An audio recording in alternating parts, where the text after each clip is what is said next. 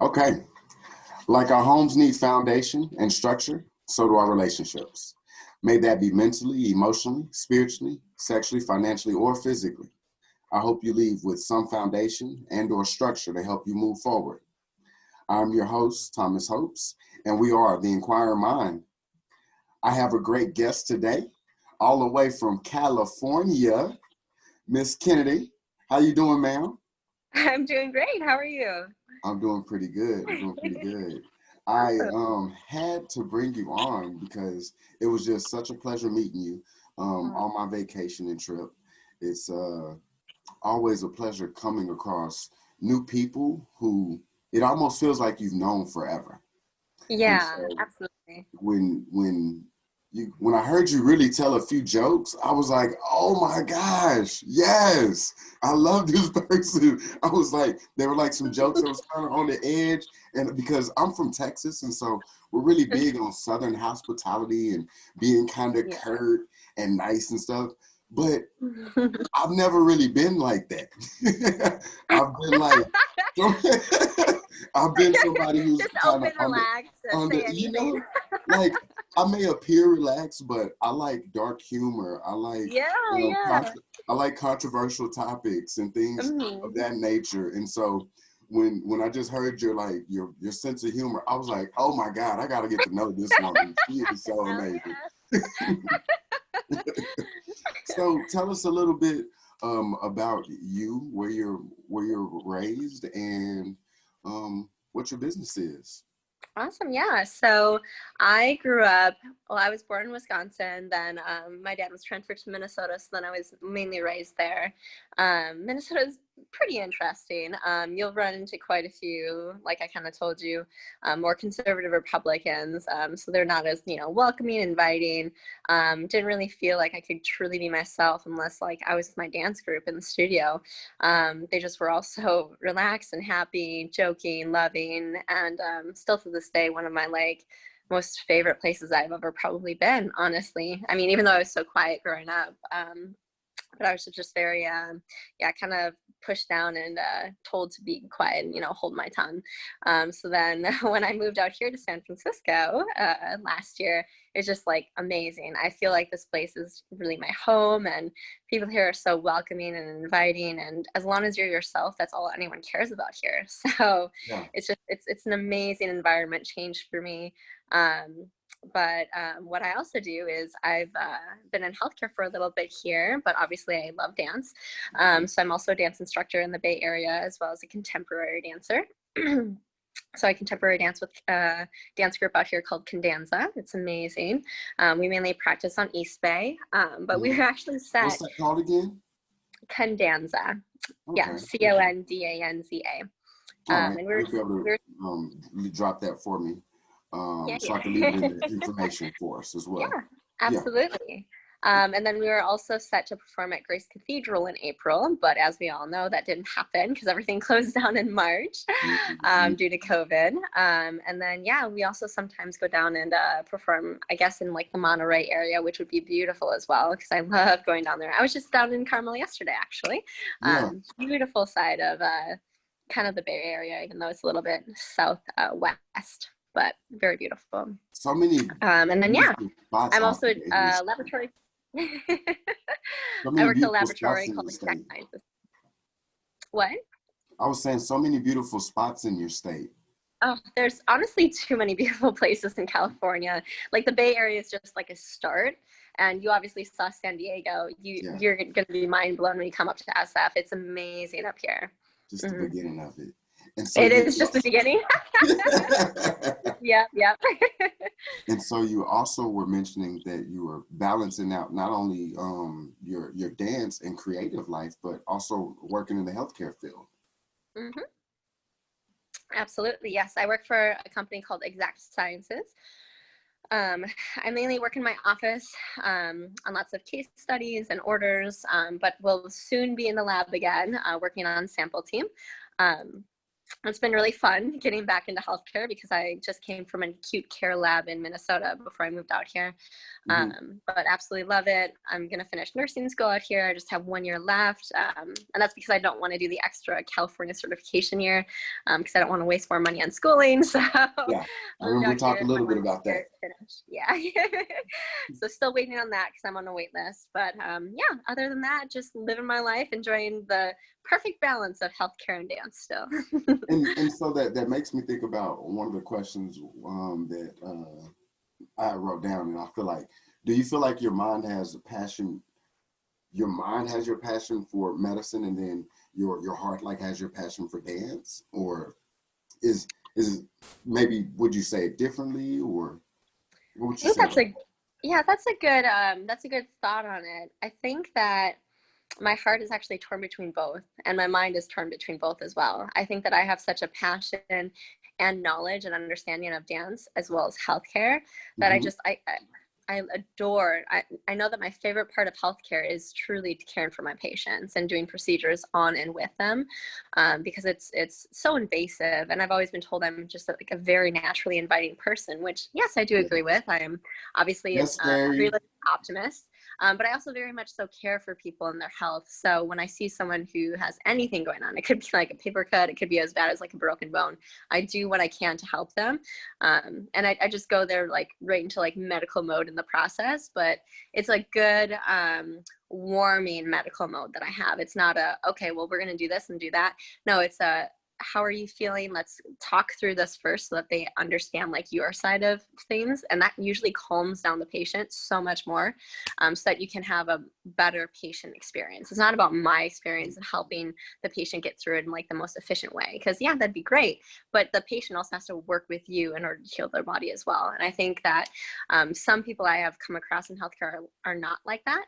But I would definitely say at least 80% of the people I've met in healthcare to this day are a lot like me on that. So I'm really thankful to see that in healthcare. Whereas I think at least 30 years ago, my mom was saying it used to not be like that. People weren't thinking that it's partially the patient, then partially the doctor that works to heal the patient. It absolutely is. And I think that that's Entire what's environment. there. Up until recently, I would say about 15 years ago that started to change, which is good. And I think that came into play when more Eastern medicine came into play in healthcare, honestly. I absolutely adore Eastern medicine. I'm more so into holistic health and functional Yes. medicine. But Yes. yeah, absolutely. It's going much better in healthcare so far to this day. And I'm very happy to be a part of that movement. And so you make me think of what you just mentioned about your love for Eastern medicine and Mhm. holistic as an alternative. So it brings me to one of the segments that I like to share with people, and it's the I wish segment. And so tell me Mm. something that you wish that you could bring to the forefront with, I guess, maybe the holistic medicine and healing in the Western world or society. Yeah, I wish that we could reduce the amount of pain that our patients feel with inflammation in general. I feel like a lot of big pharma drugs cause far too many side effects that can potentially be fatal too. So I think that Eastern medicine has a lot of great knowledge in that particular part of this area of healthcare. I think that it would be amazing if we could figure out a way to combine Eastern medicine with big pharma and somehow make um, a better anti-inflammatory drug out there, because I know that there's a lot that goes into Eastern medicine. There's a lot that goes into big pharma, but if they could meet in the middle, I feel like we could kind Mm. of transform healthcare in that sense. So that's a big I wish. I know that it might not happen, but it's a great I wish for Well, healthcare. I think that we could meet in the middle and somehow reduce the side effects of big pharma, but also have it as strong as some big pharma drugs to create a really good anti-inflammatory response in the body. I like that. I like that. I mean, I like that answer specifically because my mother suffers dramatically from inflammation, Mm-hmm. and just trying to find different ways to help accommodate that or alleviate that is Yeah. just a challenge. She's had But, two spinal surgeries, mm-hmm. and one was After the most recent one, she had a fall. And so after the fall, she basically messed up the most recent spinal surgery Oh and no. started having like inflammation, flame, and numbness through her Yeah. leg. And so it's been something where she visits the doctors, but it's not anything that's been able to pinpoint. You know, Absolutely. give her certain medicines, but they don't do anything. It's just like she's taking the medicine. I know. You know what I And mean? in healthcare, it really does feel like they're just putting a band-aid on what you have instead of actually curing you, Sometimes, sometimes. and that's yeah, that happens quite often just because there's no cure. Like Yeah. autoimmunity for me, there's no cure for my autoimmune disease, but they're going to keep trying, and in the meantime they're going to put a band-aid on it. So it does suck, but I do feel like eventually we'll figure out the heart of these really tough diseases and start to actually cure people. It's just going to take some time. I feel that. And I mean, the inflammation, I like that because sometimes you have control over it. Like I'm big on what you eat. Mhm. You are what you Me eat and too. you are what you drink. And so if you could manage to cut out certain things Mhm. that actually contribute to inflammation, I Yeah, feel like that's always a good start. It may for sure. not be the perfect alternative or the most desirable one, but somehow you end up kind of seeing some results in some way. What do you think about that? Absolutely. I actually was put on an anti-inflammatory diet back in 2015, and it changed my life. It really has. Going dairy-free, eating less meat, more veggies, going to a very basic, almost paleo diet, but literally no animal products at all. So I was just having like fruits and vegetables, nuts, legumes, but that was pretty much it in my diet for 2 weeks straight, and it really did start to reset my cellular growth, and it made me less inflamed, obviously, but it also made me feel like I've not been this healthy in years. And that was back in 2015. It's now 2020. I'm much older now, and still fairly going strong. I mean, I just had my first flare up actually last week, but before that, it had been gone for a year and a half. And I'm guessing it's all the drinking we've been doing and partying during COVID. And obviously the stress, so that doesn't help your inflammation levels either. But besides all of that, I like to think that it is related to that. So cutting back again, I'm feeling much better this weekend now that I've cut out quite a few things this week. And yeah, just living life and trying to enjoy as much mental health as I can during this pandemic, as we all are trying to do. And so, what were you diagnosed with something in 2015 that led to? Yeah, I was. They can't exactly pinpoint it that it's lupus, but my mom has been diagnosed since she was actually pregnant with me. So they Mhm. suspect that it's lupus. It's just that it's very hard to test positive for that antigen test Yeah. for lupus. And most people who do test positive are actually negative, and vice versa. So since I do actually have the butterfly rash on my cheeks when I have a flare up, just like my mom, they pretty much can say I have lupus, but I still have yet to test positive for the antigen test. So It's just still so early on, though, and maybe like yeah, minute symptoms or whatever. absolutely. Yeah, Not my even mom was searchable yet, maybe. 28 when she was diagnosed, and I'm 25, so it'll be a little bit, I think. Okay, got you. Well, that's good. They have monitored it up close, and it's a Mhm. great thing that we've come so far with medicines, and you know yourself with being passionate about other forms of medicine and healing as well. What is the other forms of medicine and healing done for you besides what the healthcare field did for you?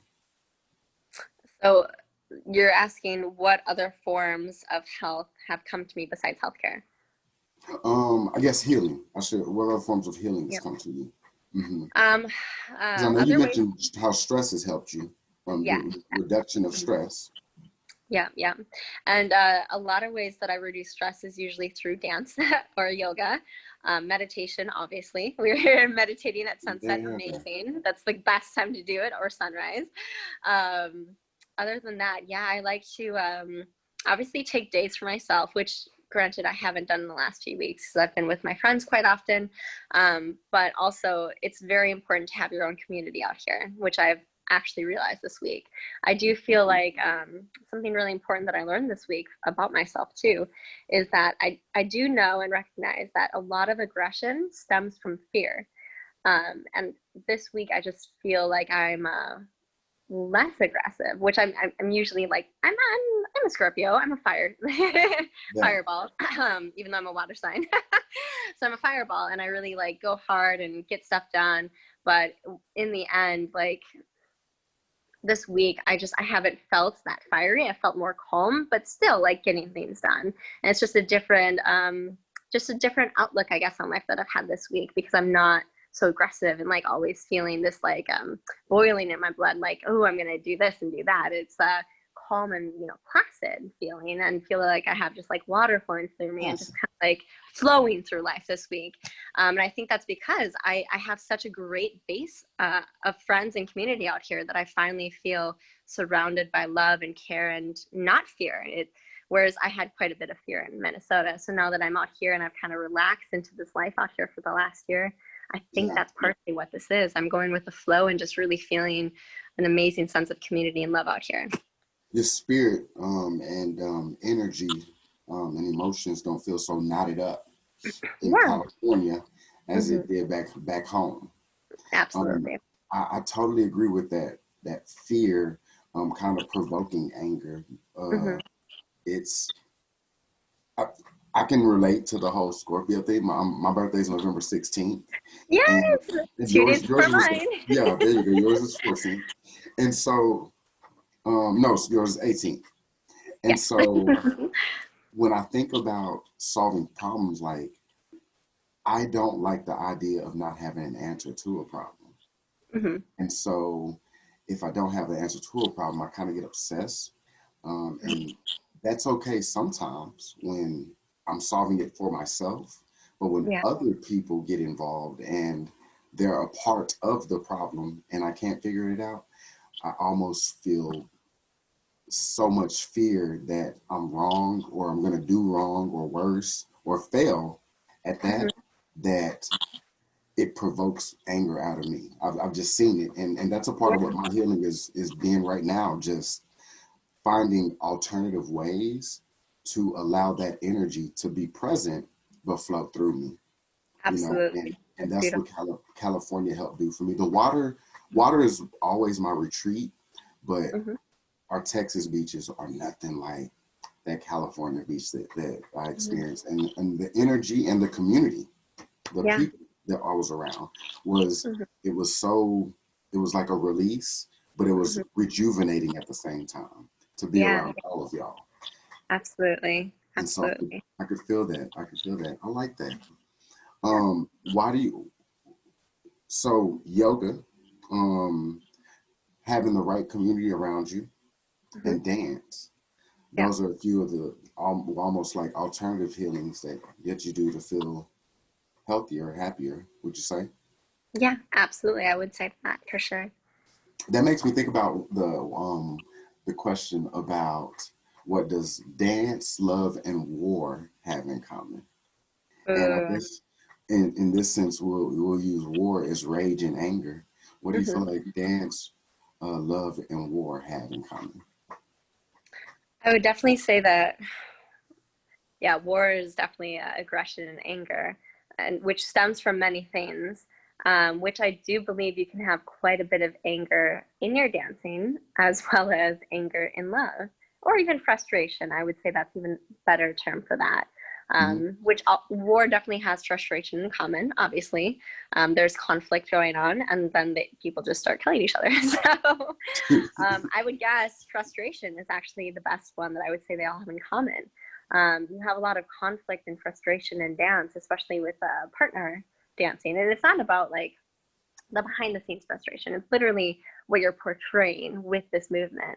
So maybe you're feeling frustrated about something, and you turn on to help you through it. And so you're dancing with that frustration and confliction and force upon yourself and whatever is around you, whether that is a partner or you're just on your own. And then, of course, in love, there comes many places in time when you're frustrated with your partner or partners. And it's just, it's very conflicting for everyone. And you have these spouts of anger, spouts of frustration, spouts of sadness, deep pain. And then, of course, that happens all throughout war as well. Whether you're a part of the war or you're a citizen on the sidelines, you know, in the war, everyone does have a certain sense of feelings about that conflict that's currently happening in the world. It echoes out. Mm-hmm. I like that. I like that.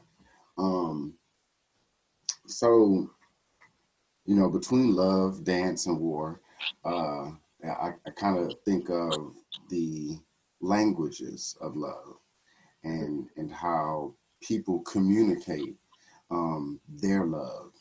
And, you know, when I went out to San Diego, I, for the first time, been in a drum circle, Mm-hmm. something that I'd even never, we have them often here in Austin, and I just never participated here. Yeah. But it was something that was, like I said, it was something about the community, Mm-hmm. being right next to the water, and not Yeah. just a lake. We have a lot of lakes and lakes here, but Mm-hmm. being next to the water, the ocean, Yes. that was something more invigorating for me. And Absolutely. so with those different languages, I found that I expressed myself so much um, dancing that Mm-hmm. so many people thought I did it on a regular, and I was like, no, this is just literally me trying to get out a lot of frustration. Like Absolutely. I'm unhappy inside, and Mm-hmm. this is like the perfect environment for me to break out of it. You know, COVID has stopped a lot of us from even being able to dance. And some of the places, it says it's frowned upon. So you're not Mm-hmm. even dancing if you have the chance to.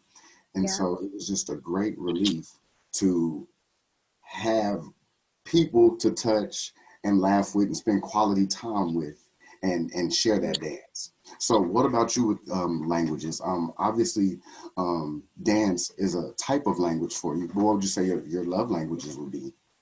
Yeah, my first and foremost love language is always physical touch. That's always been my thing. I just feel like not only do I believe in healing touch, but I do feel like touching other people and connecting with them on that level of intimacy to an Mm-hmm. extent. It could be my friend, it could be my boyfriend, it could be my partner, but just physically touching someone is a very different way to show your love to them. I know that people have a lot of words of affirmation, or they also are gift givers. I do love giving gifts. That's my second love language. But my first and foremost one is always physical touch. There's something different that you have inside of yourself that can be transferred to another person through touch. And I think that Yes. that's so amazing. It's always resonated so deeply with me. That is always going to be, I think, my first and foremost love language. I can see that with you. And when I met you, and when I met many of the people that were there with us, you know, it seemed like a lot of our love language was physical touch. I was like, we were all comfortable with being huggers and Yeah. physical with one another, and we were like perfect strangers, you Mm-hmm. know. And so I always love to feel at home in a place where I am a stranger at, and so Yeah. that was one of the things that communicated like you can embrace these people and this may be a different stage in your life right now. These aren't just pass through people in your life, you know. Mm-hmm. So I could see how physical touch is a huge one. You know, we Yeah. were very friendly and close in the pit.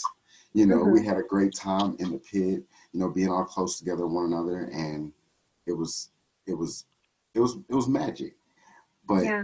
most of all, why do you think people fail to recognize their love languages? Or more so, how do you think they fail to recognize their love languages and how to communicate it? Well, when I first learned about love language, I want to say it was maybe 4 or 5 years ago. And that was because someone brought it to my attention in one of my medical classes, I think, actually, back in college in Minnesota. If someone hadn't brought that up to me, I probably wouldn't have learned about it until I moved out here, because a lot of people talk about a love language out here.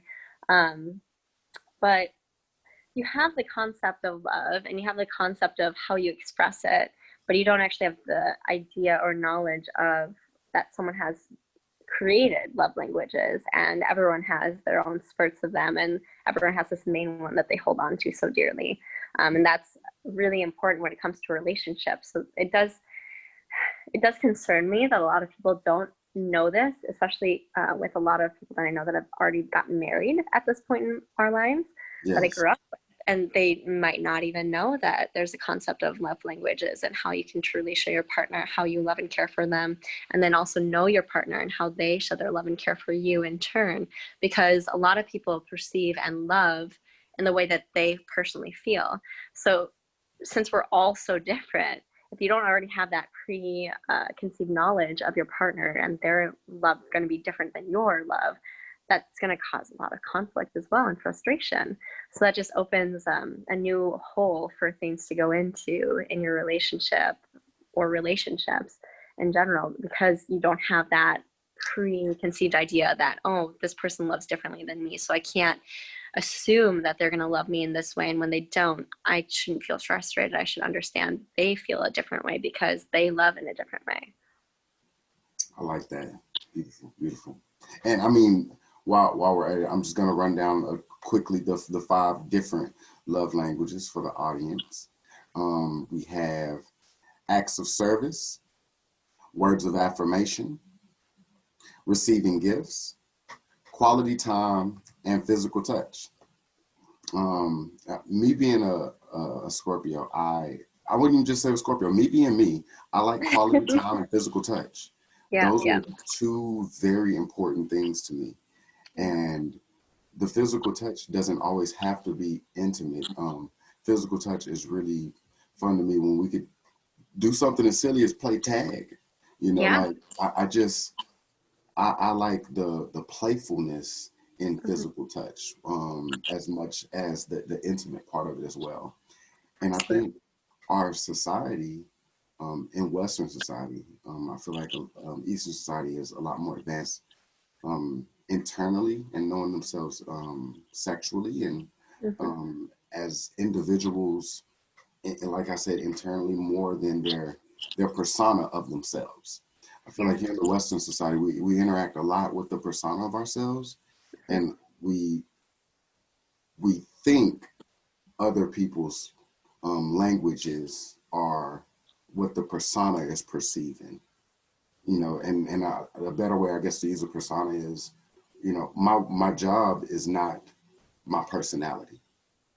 You know, I do customer service, but I'm passionate about dark humor and comedy and getting on your ass. You know, you know, like I love to service people, but I also am thinking of many things oftentimes when I'm servicing people because it's just a style of connecting. The way I connect with people is through comedy and through laughter, and so I guess that might kind of reflect more so on the quality time. When I spend quality time with people, I feel like that's a way for me to build rapport with them. I completely agree with you on that. Yes, yes. How do you think people can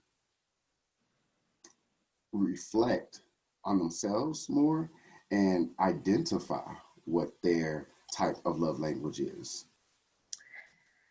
I think a good place to start for people to reflect on themselves is to go somewhere first that they feel the most comfortable and open, whether that be their room. A lot of people, especially being a former huge introvert, now I consider myself a social introvert, go somewhere that you feel deeply safe and where you can open up. After you go there, that's when I think that you can do the best personal inward thinking that you can possibly do, whether that's like whether it's pre-planned or you're already there in your room and you're looking at your ceiling in the middle of COVID, like thinking about these thoughts. I know we've all done that in the middle of this pandemic. Yes. I think that that's probably the best start that they can do. After that, I really would like people to just kind of feel this sense of peace and calm throughout their body before they question anything about themselves, because I want people to be very careful when they question themselves. I questioned a lot about myself earlier this week too, and when you get to those points, it's very easy to panic. It's very easy to feel like you don't know who you are anymore. It's very easy to feel your id go away, and ego death. It's very Yeah. concerning to me that people can have that happen. So you really do need a nurturing environment, whether that be by yourself, with someone you really trust, or maybe a few people that you really trust. I know a lot of people do well in small groups compared to large or by yourself. So whatever is the best environment for you to start thinking about these thoughts, not even questioning, but thinking about these thoughts and just trying to grow more. It's not like oh, I have thought this way my whole life, but I'm actually this way. It's you're learning, you're growing, you're blooming, you're also glowing. And you're just learning about yourself. It's not oh, I've been living like this and now I'm all of a sudden like this, so now I have to question my existence. It's no, you're growing, Right. you're learning, and you're always going to be. So enjoy, because this is part of life. I like that. I like that. Um, you make me think of Goddess in every, I mean, Gods in Every Man, Mm-hmm. a book by Gene Bolin that I like to constantly refer to, and it's them taking the different Greek and gods and goddesses, and taking their archetypes and the ideologies of them and Mm-hmm. making them emotions and attitudes and behaviors and feelings and thoughts within us metaphorically so we could relate. And so one of the ones that I like to think of is Aries, because he's the god of dance. Mm-hmm. Um, Not only war, he's known a lot for his war, but he's the god of dance. And it's because of his connection to his body. Yeah. Um, but his connection to his body is also what at times makes him suffer in this society, because he fails to use much mentality with what he chooses to do with his body, often Mm-hmm. because he's oftentimes just going with the flow. But Yeah. I love how the book talks about how you can transition, like you're never just one emotion or energy, but that ego will hold you accountable for that one emotion or that one energy, and Mm-hmm. make you believe that that energy or emotion is you and only you, and you're not supposed to be anything outside of that. Yeah. Do you ever feel like you witnessed that or experienced that, Oh, and that's absolutely. what you have to let go of? Yeah, yeah, which is very good and very healing for the body. So I'm very Mhm. glad that we have that conflict that constantly happens inside of us, especially when we're growing, because Yes. that will help give us that base. And that brings up something that I've been told that I naturally do with people is when I'm talking to them about anything to do with this person that I'm talking to, Hmm. I can bring up and pull something that they might particularly need or even need to work on. And sometimes they know it consciously, or maybe it's just subconscious and they haven't really recognized it, but kind of felt it. And then we can work through it because I can pull that and bring it up to the surface. And then they can think, oh, this is what's been holding me back. This is something that I've been wanting to work on. And I'm really good with of being in healthcare. I'm really good at creating like a care plan for them then of, okay, this is a great first step to do that. And it's all about baby steps. As long as you're moving forward, you're moving forward. It doesn't have to be a huge, gigantic 5-foot step. It can be literally just a little nudge forward. And I think that can be very healthy and healing to anyone out there. As long as they have that like passion to truly bloom and grow, they're going to bloom and grow. I like that. I like that. Um, I mean, that brings me to our next section, which is I could never. And in I could never, I just want you to fill in a blank in the question. And what the question is what is it that you could never blank in a relationship? Great question. I could never, I think I could never knowingly hurt someone in a relationship. I think that I do strive to not just obviously better and bloom and grow myself, but to strive to bloom and grow the other people that I'm with, whether it's in a relationship or a friendship or a partnership. So um, when I'm with someone, I really strive to do my best to help them and not hurt them. Um, I know that since we're so young, it is very difficult, in my opinion, for us to truly build a serious relationship or partnership with someone solely because we're blooming and growing. And there are going to be times when we're hurt. And my Right. mom said this brilliantly one day. As you know, she's a psychologist. She said, hurt people hurt people. And I can't stop thinking about that whenever these topics come up, because it's Right. so damningly true. Hurt people do hurt people. So knowing that we're all in our 20s and 30s blooming and growing and learning, there's going to be many times when we're hurt, and there's far too many chances that we're going to then hurt other people in turn, just based on what hurt we're going through. It could be anything. I know I've had relationships where they projected on me and it's been pretty hurtful. I've had people gaslight with me. And that those are pretty damaging to relationships in general.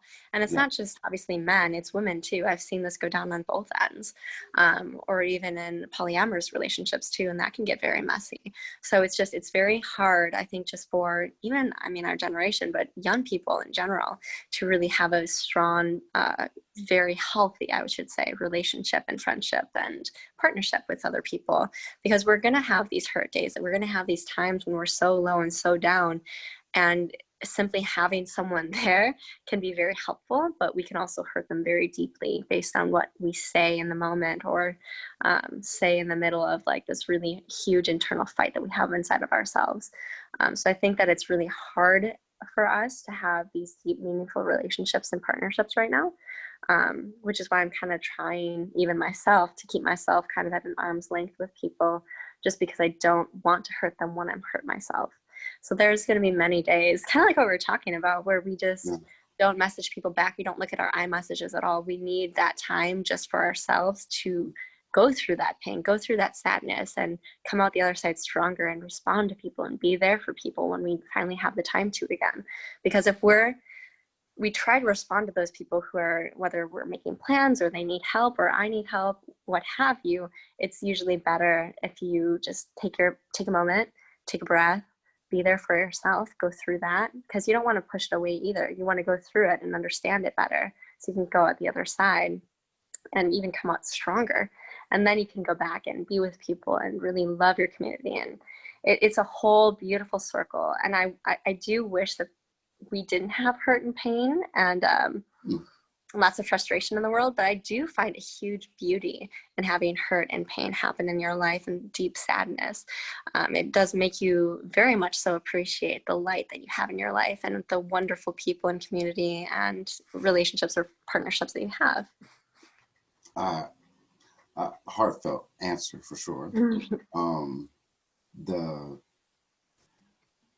The beautiful pain in hurt, or the beautiful pain in hurt and sadness, that basically is the crock pot for our growth.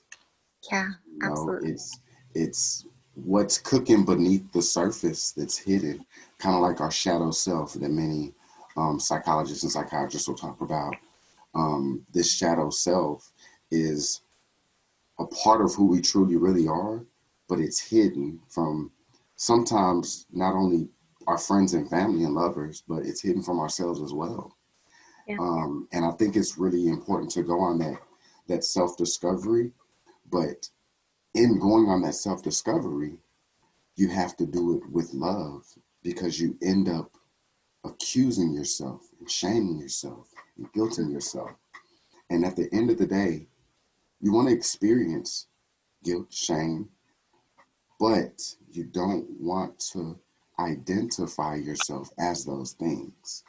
You want to observe those things, allow them to pass through, so you can grow from them. And so I love your answer that you gave, because it's so important for people to have that community to retreat back to, have that place maybe in your home that you could just go into. That was a part of the reason that I don't have kids, but I don't have a dog, but I have plants. I went and bought out a bunch of plants, and I was just like, I want to nurture something. I want to take care of something. I want to watch something beautiful out in front of me, you know? Yeah. And so it's kind of been like a metaphor for my relationships, because whether it be friends, family, or lovers, but you watch each and every plant differently. You nurture each and every plant differently. And so when I meet people, you kind of sense like, oh, this is their place in my life right now. This is their place in my life right now. And so, like with the messaging back, like that's why I said I like to lead with understanding, because if you don't lead with understanding, then you almost miss the lesson you're supposed to learn.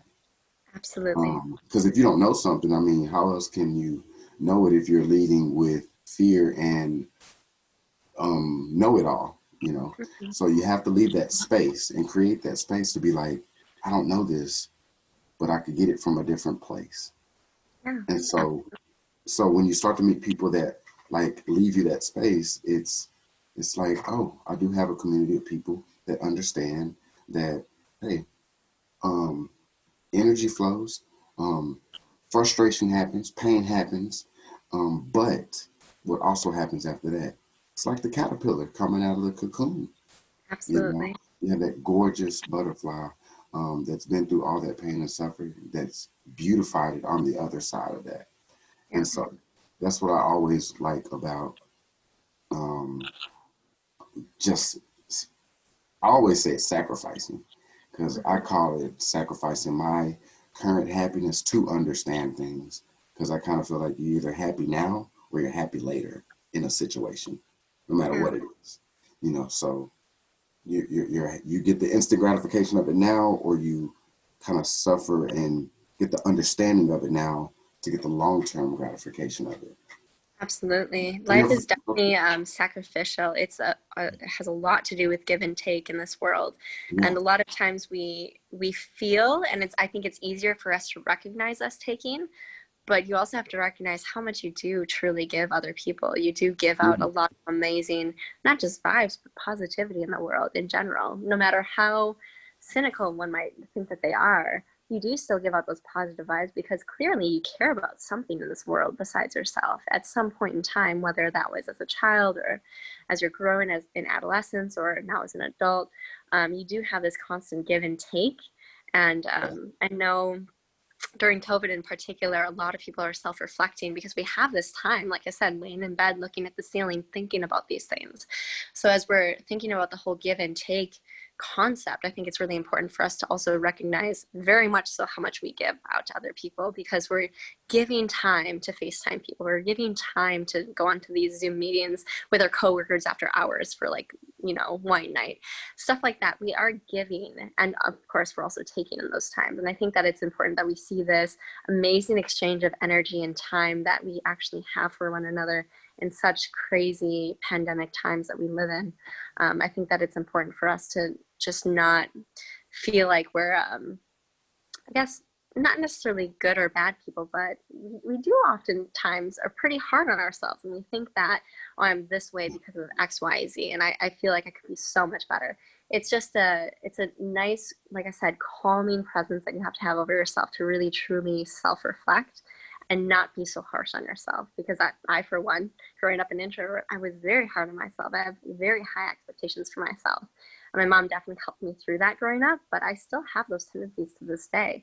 It's so yeah. important for us to give ourselves self-love and give ourselves the time and not feel like we have to be rushed to be the perfect person and feel rushed to like give more and take less. It should be a really good balance of give and take, and it should be a good, very beautiful ebb and flow of an ocean in our lives. You make me think of, I mean, our one of our final segments, but what would you tell your 18-year-old self? I mean, now at 25, Mhm. knowing what you know, what would you tell Kennedy at 18? I still feel like I have so much more to learn in life. I'm so young still. Absolutely, absolutely. But honestly, what I would tell myself at 18, it feels like so long ago, even though it wasn't, because so much happens in our 20s. I would definitely tell myself to just relax in general. I feel like I was very high strung, had exceedingly high expectations for myself, which was good. It pushed me to get here where I am in my life right now, living in San Francisco. Um, but in general, I needed to relax. I needed to trust myself more, I would say, even though I did have a good understanding of myself. at that point in time, I still felt like if I just relaxed and trusted myself more, I could have definitely made better decisions more so, if that makes sense. I didn't make the best decisions and I didn't make the worst decisions at 18, but I could have definitely had this understanding and would have definitely made better choices between 18 and now. But I honestly don't regret anything that I've done because it's all led me here and it's made me learn and grow and bloom into who I am today. And I thank myself so much for going through everything that I went through. That's good. No, I like that. Um, it's it's not always that, I feel like some people live and they live by things they do regret, and some people live and they can look back and they be like, kind of still wouldn't change anything, you know? Absolutely. I wouldn't want to change anything. I know that there's many times when my friends, even to this day, say, I really wish you hadn't gone through that. And yeah, I mean, it would be nice if I hadn't gone through abusive relationships and stuff in the past, but it all led me to this amazing life that I have out here now in San Francisco. And I really wouldn't change it. It made me grow and realize and learn so much more than what I would have at this point in time if I hadn't gone through it. I'm so honestly grateful that I went through all of that abuse growing up, and it's been so helpful and so kind of stabilizing to me, honestly. It's made me realize more about people, but also not push away from people either, which I think is a huge strength that I naturally have, is that I'll never stop doing something just because of things that have happened in my life that have been traumatic in general. Yeah. I still have that open outlook on life and open knowledge of people, and I don't distrust them, but I am a little bit cautious now because I am like a naturally free spirit, as you can tell in San Diego. I just openly trust and love people, which I think is so important nowadays for all of us to kind of have that open-minded concept. But it also is important to like know and feel different people's energies just so that you don't get hurt again in that deep sense that I was hurt before. And so as long as you have that good, healthy balance, like I said, a good ebb and flow in life, I think that we're all going to go many places with that. I feel that. I love that. Um, to wrap it up, um, how are you encouraging couples, rather that be dealing with couples who may be dealing with some troubles in the medical side, or on the dance, in your dance world, how are you encouraging couples, to stay strong through COVID? I would say I only know a couple of couples right now in the Bay Area, but encouraging them to be open with each other. I think open knowledge, open communication, um,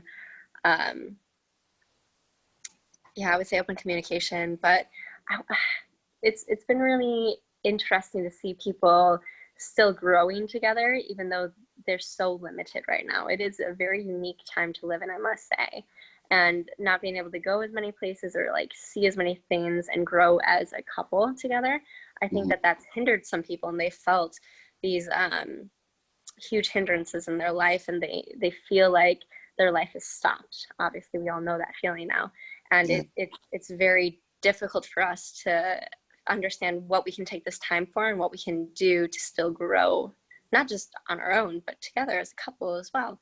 And I think that the open communication has probably been the biggest thing for me and all of my couple friends, as I think that they've been through some things so far since COVID has started, but they're actually doing pretty well, in my opinion. I think that their open knowledge, open communication, and just kind of like relaxing. Like I said, what I would tell my 18-year-old self is to relax and have that confidence in yourself. I think if people don't have the ego death happen to them, I think that if they just relax and enjoy and have that open-minded, okay, let's see what's going on today. Let's not be dependent on what we can do outside. Let's be independent inside and really have this open-minded concept of what else can happen. What can we do to not even change, but understand and grow together, regardless of what happens, because every day is different. It's mind-blowing to me that even in the middle of a pandemic, we have something new happening or learning to us every single day. It truly is beautiful to still see the human race growing so much in such times and circumstances. Has dance gone virtually for a lot of your clients?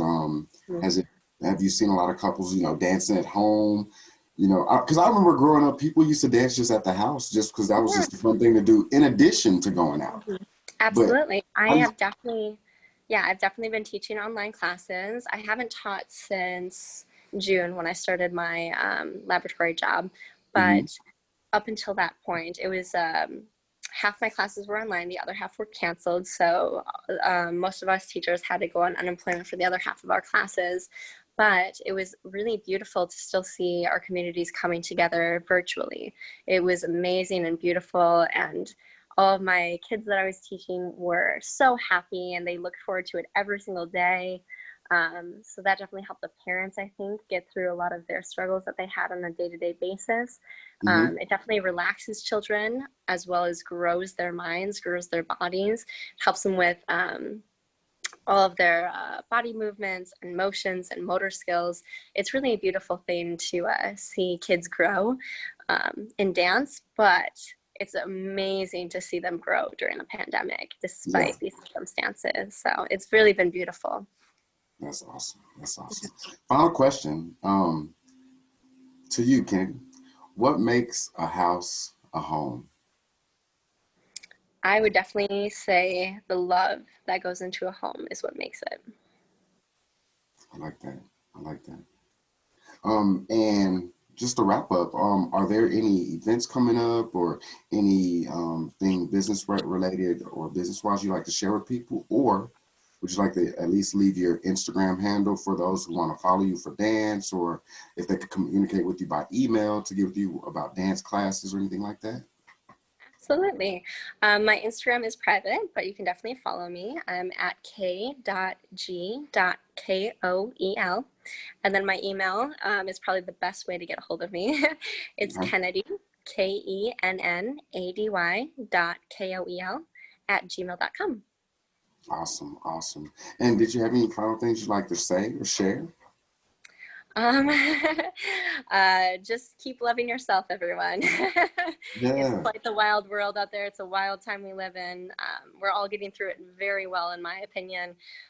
Keep wearing your mask, washing your hands, but enjoy the beach days and keep getting some fresh air here and there. We all very much so need it right now. I like that. I like that. Mhm. Um, just to leave I'd say like a final, I guess a quote or a few quotes, but one of my favorite podcasters, Zoe Williams, he said, we're taught to villainize our lessons. And when I heard him say we're taught to villainize our lessons, I thought about how much of the ego death that you had continued to mention. Mhm. And as we're villainizing our lessons, that's us protecting the ego. And so I encourage everyone to delve into themselves by taking out that quiet time to get to know yourself a little more, and also spending quality time with community of people that you can be vulnerable to. And I think all of these different things will help us lead to developing into a better version of ourselves. Um, I'm huge on self-development and self-growth. And so I say that to wrap this up, and let's see here. Okay. So I personally believe our relationships are foundations to our success, and a home with a good foundation provides for a sustainable building. Like our homes need foundation and structure, so do our relationships. May that be mentally, emotionally, spiritually, sexually, financially, or physically. I hope you leave with some foundation and or structure to help you move forward. I'm your host, Mr. Hopes, and we are the Inquiring Mind. Thank you, Kennedy. Thank KK. you. Yes.